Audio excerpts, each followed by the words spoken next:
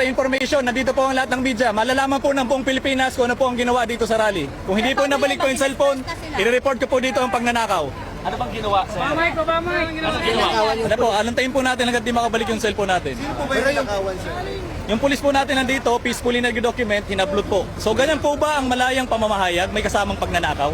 At galit po tayo sa magnanakaw, tayo rin mismo nagnanakaw.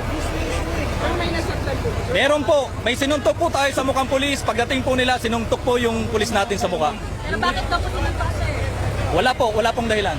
Kami po ay nagbabantay lamang, ang kami lang po. Di ba natin in-arrest, sir, yung sinunod? As much as possible po, we are exercising maximum tolerance. Ayaw po natin magkaroon ng scene, ayaw po natin magkaroon ng anything na gagamitin nila laban sa pulis. Kaya po, pinapanindigan po namin yan yung maximum tolerance. Kahit po sinasaktan ng pulis, kung kaya po namin i-injure yan, i-injure po namin yan. Pero sir, na-identify po ba natin kung sino-sino yung... Meron po tayong pagkakilanlan.